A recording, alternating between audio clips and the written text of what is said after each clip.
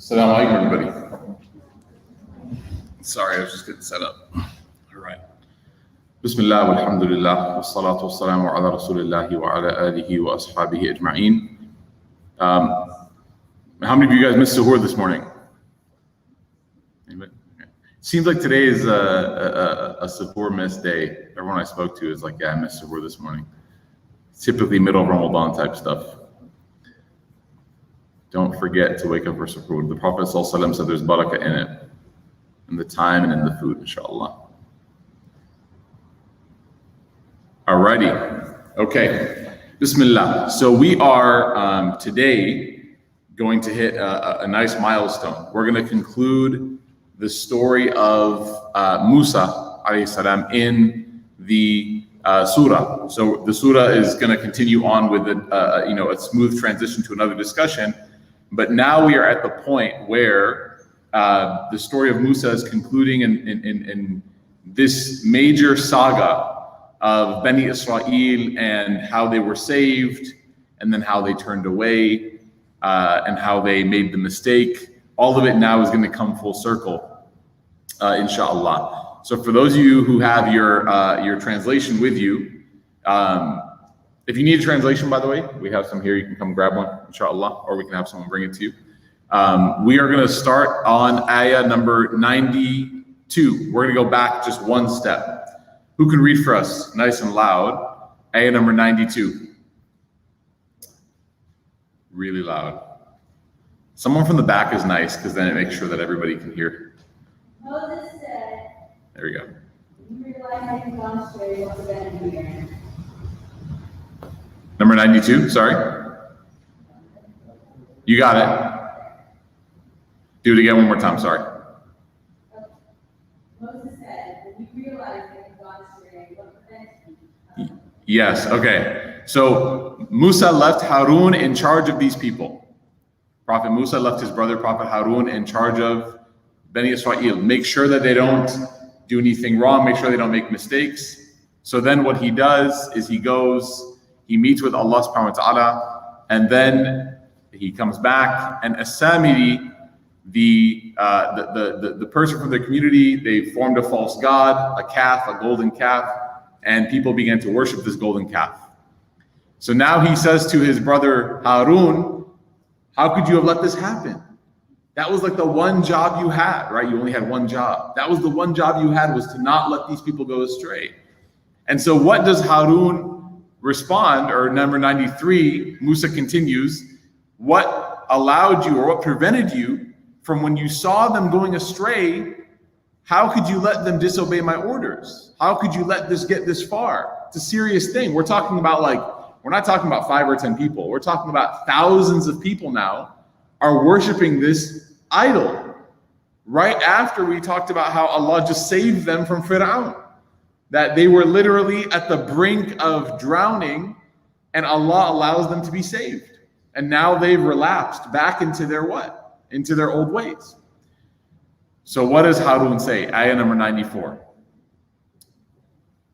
Keep going.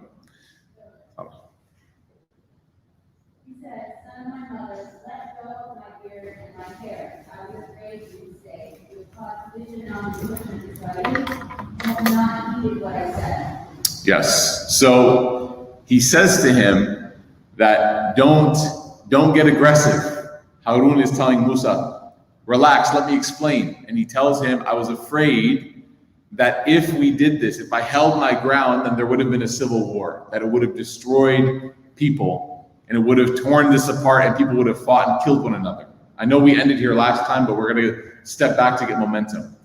So Prophet Musa is asking Harun. Harun responds with a really interesting answer, which is that the unity of this community was more valuable in my assessment, in my judgment. Like, I had to make a quick decision than trying to hold my ground and trying to be principled and make people make a decision to then battle one another.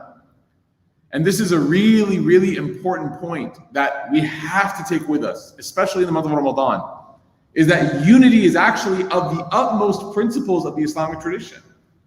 In the Quran, Allah Ta'ala says, وَاعْتَصِمُوا بِحَبْلِ اللَّهِ جَمِيعًا. hold on to the rope of Allah together. Everybody has to hold on together, which means that the personal differences that you and I have, the things that we don't agree on, and they can be some pretty serious things, like really fundamentally serious things, they still stop just short of excommunicating somebody from the community.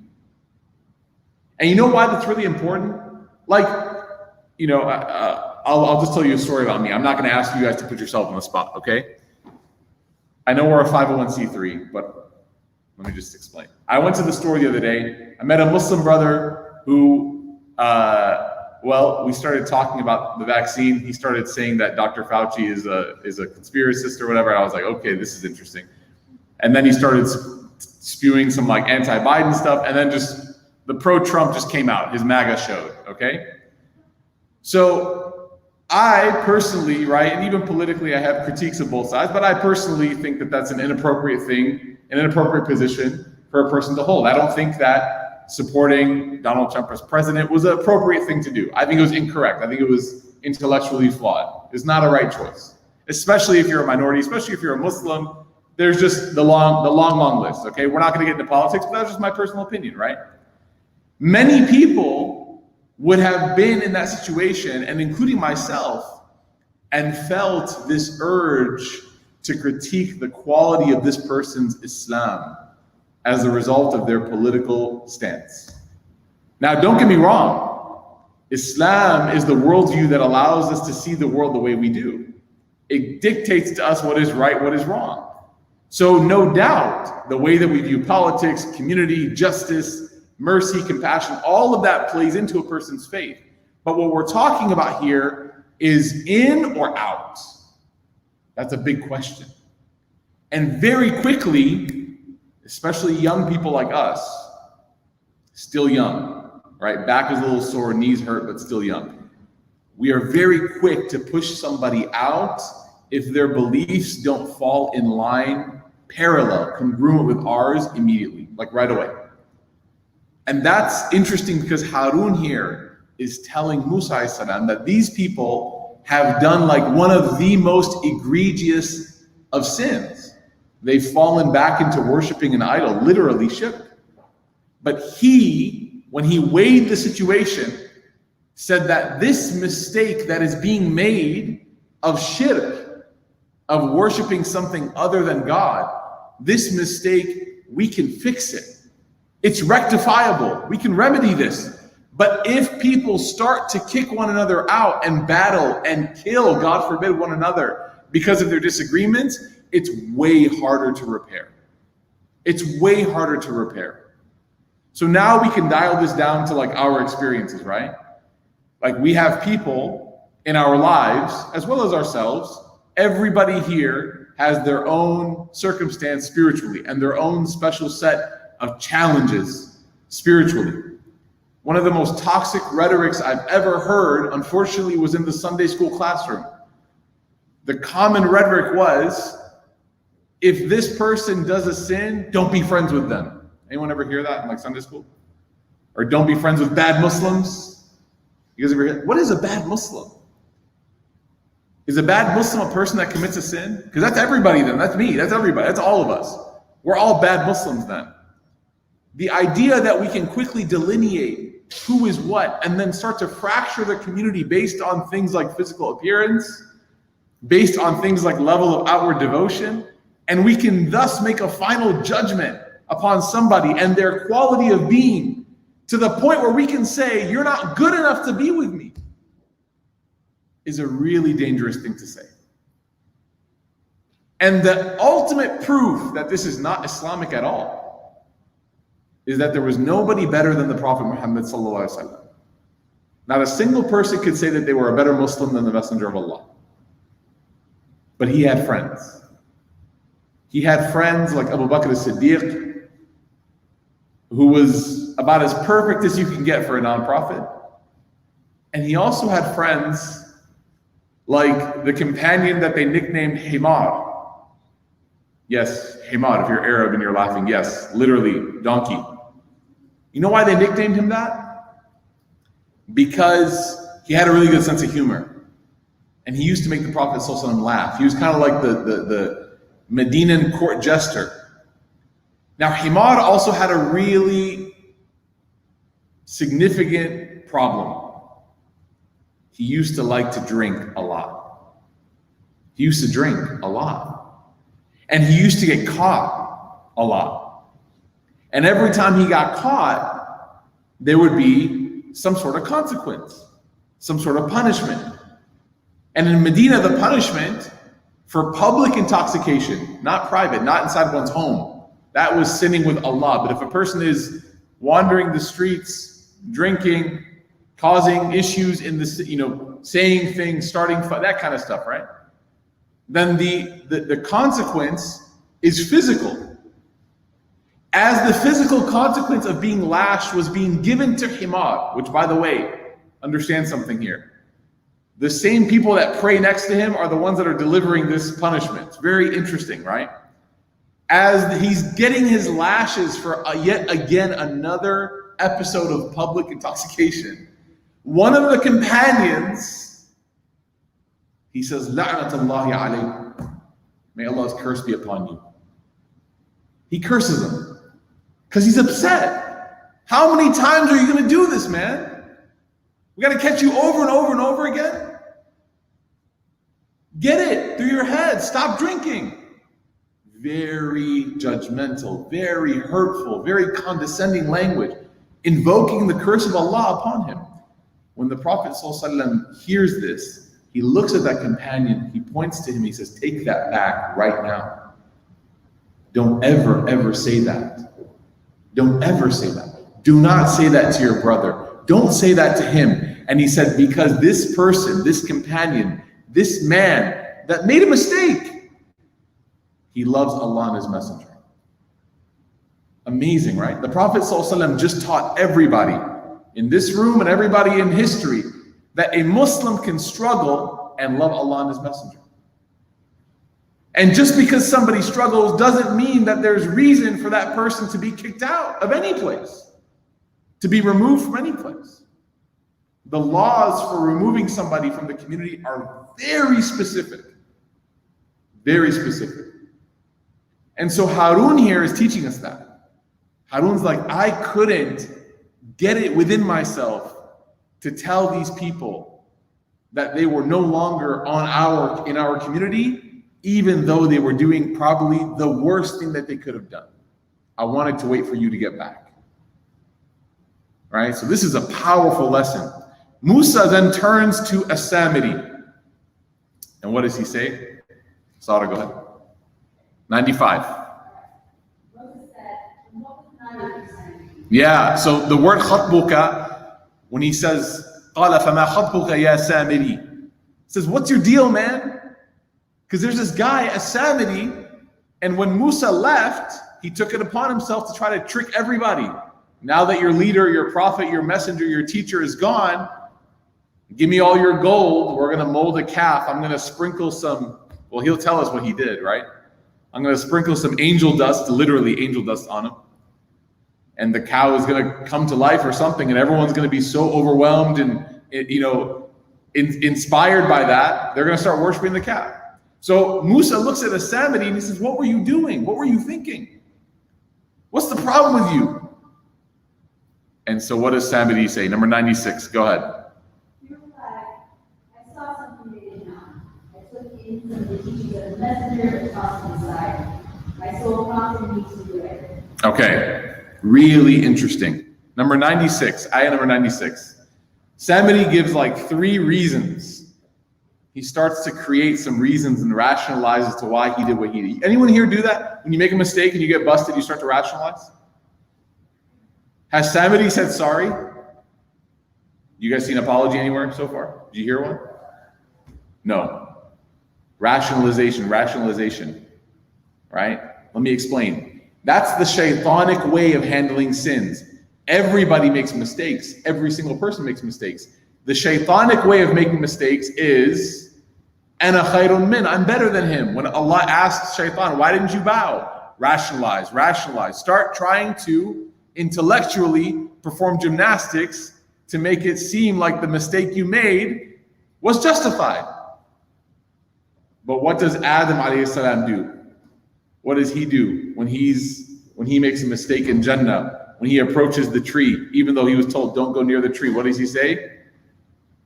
رَبَّنَا ظَلَمْنَا أَنفُسَنَا وَإِن لَمْ تَغْفِرْ لَنَا وَتَرْحَمْنَا لَنَكُنَّنَّ مِنَ الْخَاسِرِينَ. Oh Allah, we've wronged ourselves. The first thing he does is apologize.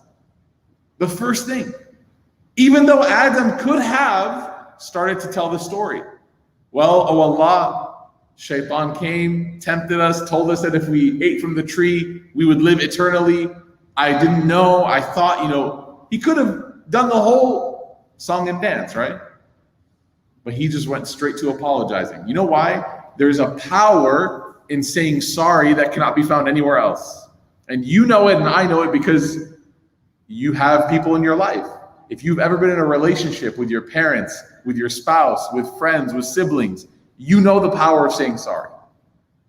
Because it mends and accelerates healing faster than anything else. Even if you had a point. That's why the Prophet ﷺ said, I promise a palace in the highest point of paradise for the one who does not argue, even if they know they're right. I see all the husbands and wives nodding their head. They're like, wow. Even when I'm right. No, he said, if you're right, not when.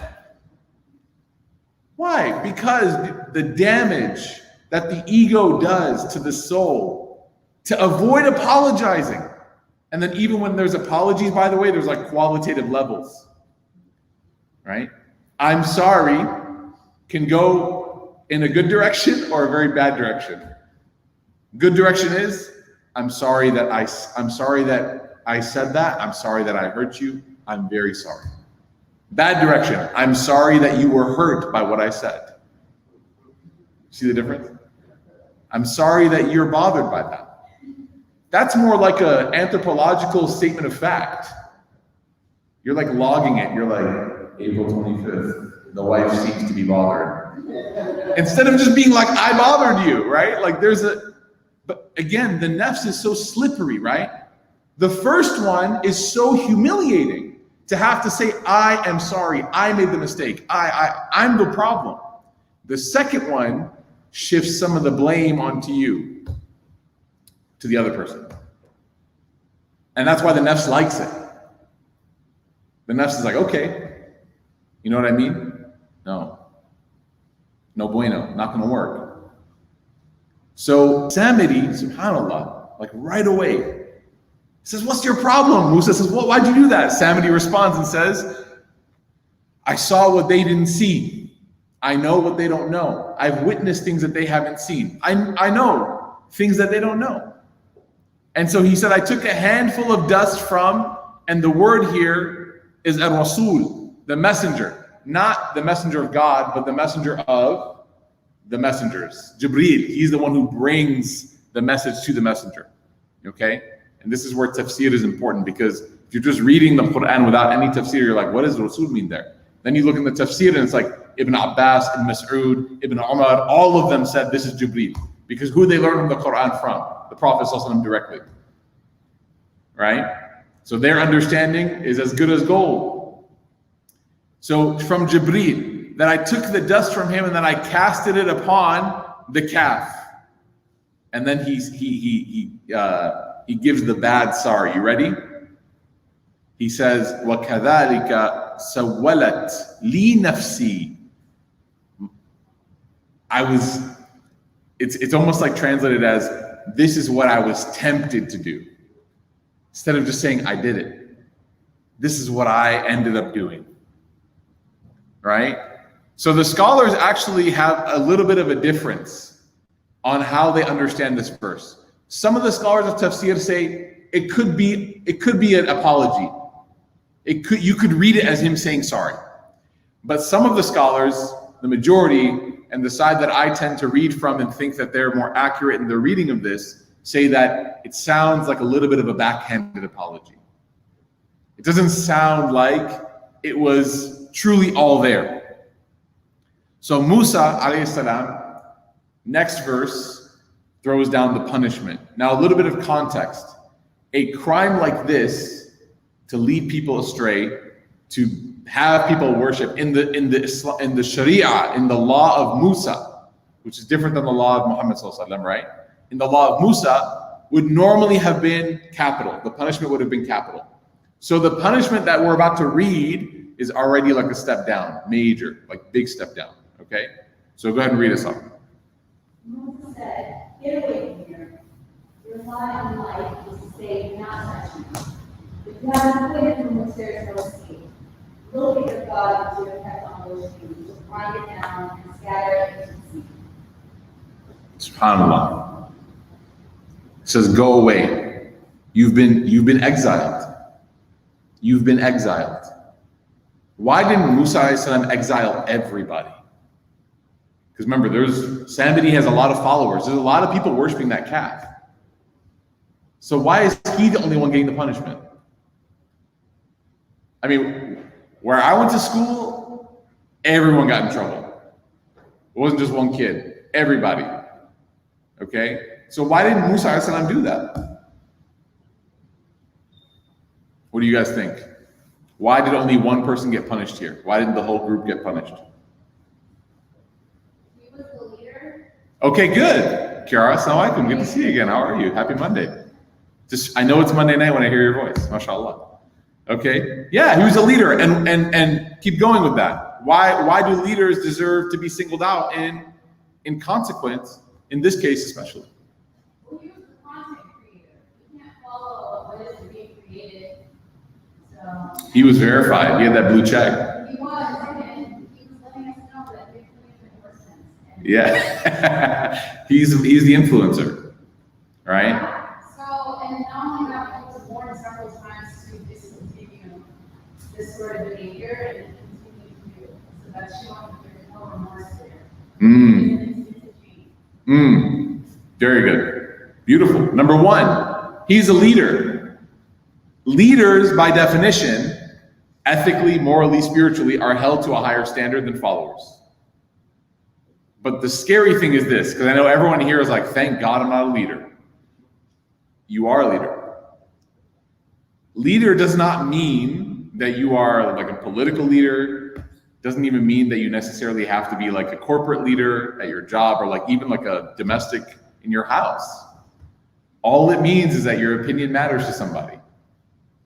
What you say, what you think can shift someone else's thoughts and their statements. That's all leadership is, right? The Prophet ﷺ said, "Kullukum ra'in." All of you are shepherds. No one is exempt. Every single person on this earth is a shepherd. وَكُلُّكُم مَسْئُولٌ عَنْ رَعِيَتِهِ.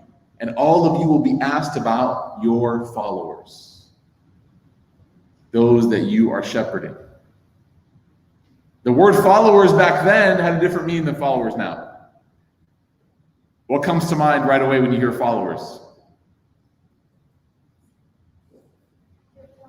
TikTok, maybe. Yeah, social media, right? Instagram, Facebook, TikTok. Be careful what you like. Be careful what you favorite, retweet, share. Be careful, just be careful. I'm not trying to, that's not a threat. I'm not threatening you. All right, be careful. I'm just saying, be careful. All of us have to. Why? Because when I put my stamp of approval on something, the thing that I've just approved now gets elevated to the eyes and the hearts of people that follow me. And I have to be very careful with that. I have to be very careful with that. Because ultimately, when the people are asked, why did you see this? Why did you watch this? Why did you follow this? Why did you? And they point back to me, that I'm the feed. Abdurrahman was the one who kept retweeting and pushing and favoriting and sharing this content.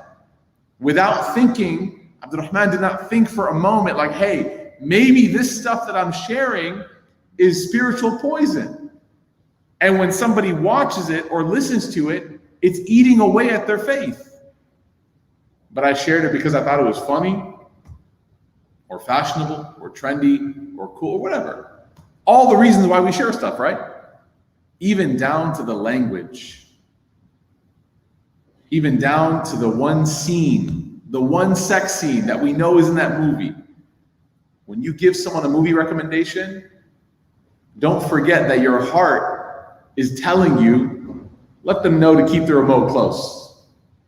You got to master that 15-second button. You know what I'm talking about? And sometimes you got to push it a lot, right? But don't be the person that pushes content out without telling the person, hey, for the sake of your soul, just keep an eye out, right? And a lot of people, when I tell them, like, I told you guys a story about in college when I turned the TV off when it was a haram commercial, and the guy was like, what'd you do that for? As he announced his pervitude to everybody in the room, right? He's like, hey, we wanted to watch that. I was like, no, it's not worth it, man. Don't be afraid to be that person. Because on the day of judgment, you will be very happy you did. Very, very happy you did. For whatever awkwardness you had to conquer, you'll be wearing a crown of morality on the day of judgment. We ask Allah to grant us that. So Samedi, he's been given this consequence. He's a leader. People are following him. His punishment is that he is not going to be allowed to be with people anymore. Literally, the phrase of the Quran uses says, أَن يَقُولَ لَا مِسَاسٍ. Massa means to touch. So this could mean two things. Either he actually had like a condition where he could not be touched, like it was painful for people to congregate around him. Or number two, it's a figure of speech in which he just could not be around people. Okay? So that was the punishment that he was given for what he did. Musa then says, this is your fate, you cannot escape. Now look at your God, look at this calf. And he says, we are going to burn it and then scatter it into the sea completely. Where else have we heard or seen something about a sea in this story? Moses parting the sea. Very good. Thank you, Will. Moses parting the sea. Very interesting. Where is the inevitable end of this false idol? The location where a miracle took place that supports the idea that Allah is the one to worship. Very good. Musa says that we are going to burn this calf. We're going to destroy this idol. And the remnants from this idol, we're going to scatter it over the sea. The same sea that you just walked through. The same sea that you just walked through. Would you guys call the ability to be saved from death a blessing from Allah? Would you call that a blessing? If you guys were driving here and there was a car coming and you were able to pound on the brakes and curve and save your life, would you say that that was a blessing from God? Yeah, thank you. I agree with you 100%. The sea is a symbol of representation of God's blessing upon the entire nation of Bani Israel. And now Musa is saying, this God, this idol that you turn to and worshiped, not only are we going to destroy it, not only could it not help you or hear you or do anything for you, it's going to be destroyed. And then it's going to be sprinkled and scattered like dust over the very blessing that you just took part in. SubhanAllah, you know what Musa is teaching these people? Very profound. In every mistake you make, there's a reminder to come back to Allah and to be reminded of the blessings that Allah has given you. In every mistake. Bani Israel just got done worshiping this thing, and now they're going to witness as it's put back into the sea. What do you think is going to cross their mind? Wow, we walked through that. We just walked right through that. God saved us. I can't believe we were deluded into worshiping that thing. Look at how far gone we became. In every mistake you make, there's a chance to go back to Allah and to be remembering of that blessing that He's given you. So Musa then turns to his people, number 98. Go ahead, Sada. Your true God is the one God. There is no God. Yes. Yes, right. Good job. He says, everybody, listen up. Your God, the creator, this thing that you should worship, is Allah. There is no God except for Allah. There's nothing worthy of worship except for Allah. He encompasses everything in His knowledge. You know, the shahada is what? What's the statement of belief in Islam? The testimony of belief. La ilaha illa Allah. If you brought one of your non-Muslim friends, congratulations, you just accepted Islam. No, okay, so Joke. Relax, guys. I'm super hungry. The jokes come out. Okay. La ilaha illallah, right? Muhammadur Rasulullah. Have you ever thought about how crazy the statement is, how beautiful it is? La ilaha illallah. In Arabic, in the realm of logic, they translate it as negation, affirmation. Why wouldn't it be enough just to say Allah is my Lord? Why would it not be enough to say that? Like, why not? Why can't a person just say, I believe in Allah? That person could believe something else too. Okay, wow. So it could be a little bit of a theological buffet happening. I believe in Allah. I also like chicken, beef, just go down the line, okay? What someone said back there? Someone? Oh, same thing, okay. Yeah, I believe in Allah. What else? Okay, so maybe there's more to this. Okay. When you guys drink from a cup that was dirty or eat from a plate that was dirty, what do you do first? I hope. You wash it, right? You clean it. You're negating the food or the drink that was in the cup previously. The vessel that you need, you want to make sure that it's clean so that you can eat from it. The heart is filled with things that we devote ourselves to. It's filled with it. I mean, what do you wake up for? What do you give your time for? What do you think about all the time? That's your devotion. That's a person's ilah. And in order for a person to make room so that there's not a tug of war happening internally all the time, sometimes in the beginning it has to be said, and then sometimes in your life, even as a Muslim, you have to remind yourself of that negation. You're so caught up, your life is so out of whack, there's so much chaos at work or at home. Sometimes you have to say to yourself, La ilaha illallah, dude. I don't care. At this point, whatever's bothering me, my manager is a jerk, right? I can't stop getting in trouble with him for some reason, right? Which is, I had a friend who worked at Google and Microsoft, and he was picked on by his manager nonstop to the moon just because of maybe his Islam, I don't know, not confirmed, but strong suspicion. And at the end of it, day after day, getting negative reports, negative, assessments. His quarterly meetings were always horrible. He just says, dude, I don't care anymore. La ilaha, I'm out. This is not enough to weigh me down, man. My heart is so occupied, I can't even pray anymore. Like, I'm so overwhelmed, so wound up by this thing that's bothering me in my life that my salah is basically yoga at this point. Not even. Yoga is a lot more difficult in physical, right, terms. So sometimes you literally have to say to yourself, La ilaha illallah. You have to wipe that slate clean. Because there is so much noise and so much tension and static that is stopping that heart from being able to connect to the one that created it. You have to disconnect. Right? My mom, she used to say this to me, but her example was super nerdy. Can I give it to you? Can I share? She's probably watching. My mom, I try to do the cup plate example. That's actually what scholars use. Traditionally, they would say you have to empty the cup before you fill it up. But my mom would say, sometimes when the internet's not working, what do you have to do? Unplug the router. And I was like, Mom, that's amazing. You've called Comcast so many times that you've mastered that. She's like, unplug the router, right? My mom was the queen of analogies. But it's true, dude. Sometimes you just have to unplug from the dunya. You just have to disconnect a little bit. And Ramadan is like the test run for that. Barely any food, barely any sleep. We stop watching stuff, stop listening to stuff, stop wasting our time a little bit, right? And the spiritual state of a person in Ramadan is like, wow.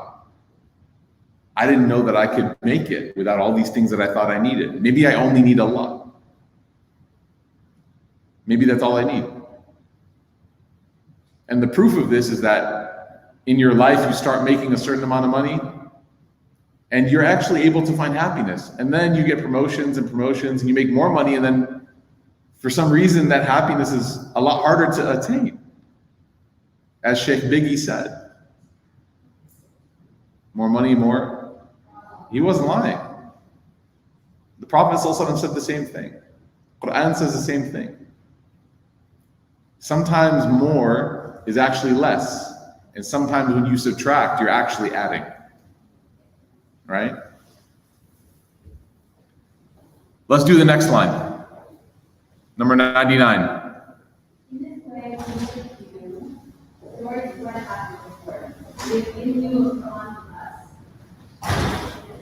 Allah subhanahu wa ta'ala finishes the story and concludes with this line, and then we'll make dua inshallah after this.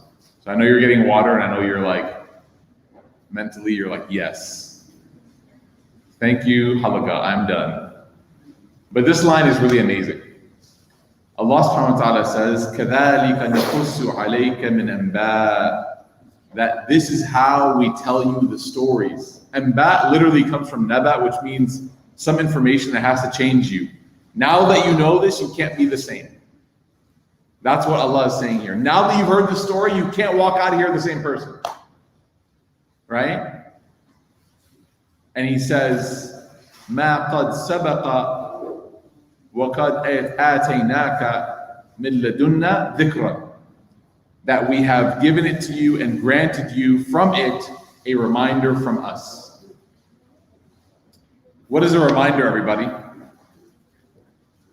What's a reminder?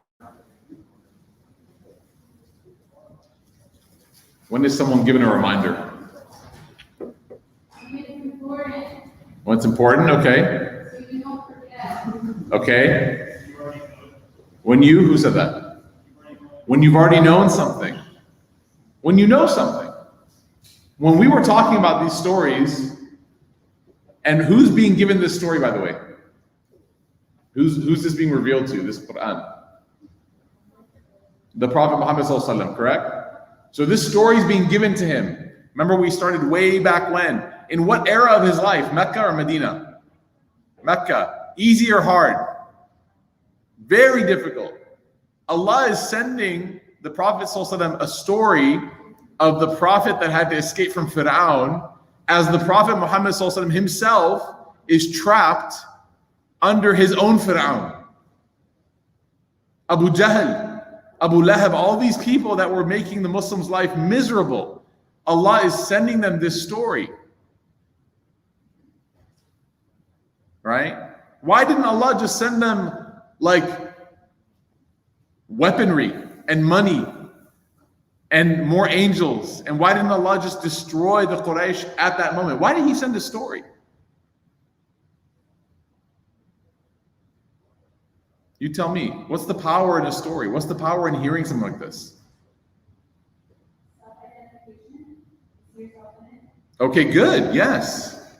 So Muhammad ﷺ is seeing Musa and he's like, that's me. That's exactly what I'm going through. The Muslims are seeing Bani Israel. They're like, yeah, yes. Maybe not the whole like worshiping the calf thing, but like everything else. Yeah, we're running away from this tyrant. He's killing our people, etc., etc. Okay? And also Allah is teaching us a very important lesson here. As human beings, we are obsessed with two areas of life, the past and the future. Sorry, the present and the future. We are obsessed with them. We are so focused on what's happening now and what's going to happen. Some people, they're able to tune that out and think about what has happened. And they're able to unplug from the constant thought, the hamster's wheel in the mind of what if this, what if this, what if this. How many times do you guys check your bank statement a day? How many guys you guys check your Bitcoin? There's one person in the back, mashallah, is like, yes, a lot. Anyone here trying to buy a house? How many times do you check Zillow? Or your emails from your realtor? Every day. Multiple times a day. How many times have you guys checked to see if it's Maghrib already? As you're holding this water in your day in your hand. We are so locked in on what's happening or what's going to happen. Allah is telling us here, don't forget about what has happened. Because sometimes the healing that you need is in remembering something, not getting something new. The emptiness you feel or the sickness you're feeling internally, spiritually, the healing, the cure is found in remembering or learning or reminding what had already happened. This surah did not present the Prophet ﷺ with any soldiers or weapons or money. It didn't bring anything with it. All it gave him was a story. But isn't it the case that when you hear something like this and you're going through the same thing, it's as good, if not better sometimes, than getting what you thought you needed? There can be a time when you're going through, man, I remember when I was trying to get married when I was 18. I got married when I was 20, alhamdulillah. When I was 18, I was trying to get married, and I remember being like, man, it's so difficult. Everyone's parents saying no. I didn't ask that many people, by the way. We didn't have Mender back then, so I couldn't. So I was like, dude, this is so tough. Like, her dad is like, where are you gonna live? I'm like, Sesame Street, so young.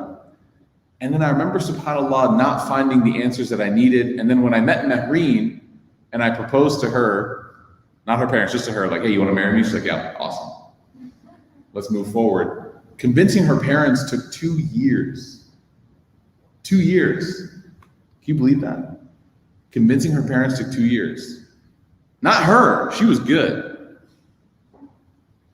I just showed her a picture of Ben Affleck and I was like, that's me. And she was like, all right.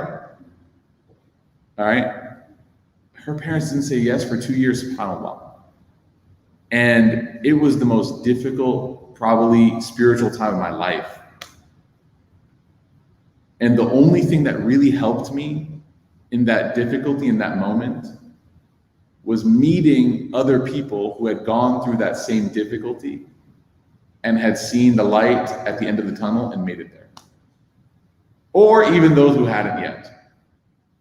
There was a peace that I found with them. Find that peace for you in the Quran. Look back at these stories and find that healing that you need. We ask Allah Ta'ala to grant us that. We ask Allah Subhanahu wa Ta'ala to accept from us our fast. We ask Allah Subhanahu wa Ta'ala to accept from us all that we have done this month.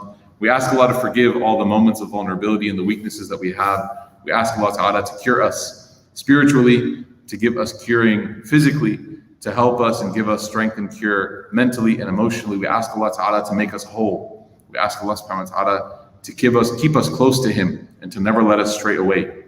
We ask Allah Subhanahu wa Ta'ala to make the best of our days the last of our days. We ask Allah Subhanahu wa Ta'ala to make the best of our deeds the last of our deeds. And we ask Allah Subhanahu wa Ta'ala to allow us to live our life and to eventually pass on with the statement La ilaha illallah on our lips and in our heart. Ameen ya Rabbil Alameen. It is now time to break your fast. Bismillah. Everybody keep us in your du'as, inshallah. And we'll be praying Maghrib shortly after in just a few minutes. The Qibla is that way. So for those of you who haven't been here, we're going to kind of shift the room.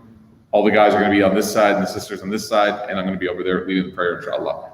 For those of you who don't know, Saturday nights, we've been doing this late night book study at midnight in the Irving area. So if you are interested in that, inshallah, you can check out our Instagram for an RSVP. And lastly, if you are a sustainer, Jazakumullah khairan, may Allah reward you. If you're not, then may Allah reward you as well after you sign up today.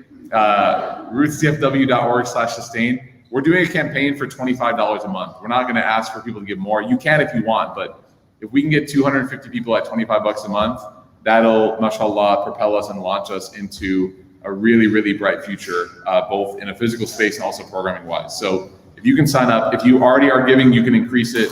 Just let us know if you have any questions. All right, barakallahu fikum, everybody. Take care. Assalamu alaikum wa rahmatullahi.